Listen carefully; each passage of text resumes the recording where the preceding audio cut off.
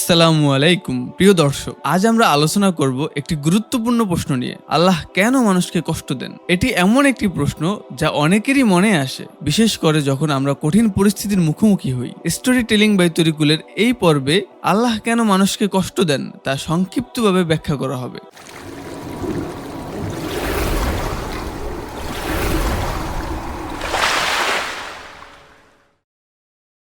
মহান আল্লাহ তাআলা আমাদের পরীক্ষা করেন ক্ষুধা, দুঃখ, বিপদ, আর্থিক ক্ষতি ইত্যাদির মাধ্যমে। এসব পরীক্ষা আসে আমাদের ধৈর্য আর ঈমান যাচাই করতে। আল্লাহ নিজেই পবিত্র কুরআনে বলেছেন, অবশ্যই আমি তোমাদেরকে পরীক্ষা করব কিছুটা ভয়, ক্ষুধা, মাল ও জানের ক্ষতি এবং ফল ফসল বিনষ্টের মাধ্যমে। তবে ধৈর্য ধারণকারীদের সুসংবাদ দাও। আল্লাহ তাআলা আমাদের পরীক্ষা করেন যাতে দেখা যায় আমরা ধৈর্যশীল ও তার প্রতি কৃতজ্ঞ কিনা। যারা ধৈর্য ধারণ করেন তাদের জন্য রয়েছে জান্নাতের প্রতিশ্রুতি, কারণ বিপদে ধৈর্য ধরে আল্লাহর উপর নির্ভর করা একজন মুমিনের জন্য অত্যন্ত গুরুত্বপূর্ণ। মনে রাখবেন, আল্লাহ আমাদের ভালোবাসেন। তিনি আমাদের কষ্ট দেন যাতে আমরা তার কাছাকাছি আসতে পারি এবং আমাদের ঈমান মজবুত হয়। তাই প্রতিটি কষ্টকে আল্লাহর পরীক্ষা মনে করে ধৈর্য ধারণ করুন, আল্লাহর শুকরিয়া আদায় করুন এবং জান্নাতের আশায় বেঁচে থাকুন। প্রিয় দর্শক, আমাদের জীবনের প্রতিটি বিপদ, কষ্ট এবং পরীক্ষা আল্লাহর পক্ষ থেকে আসে আমাদের জন্য একটি উপলক্ষ, যাতে আমরা আমাদের ঈমান মজবুত করতে পারি।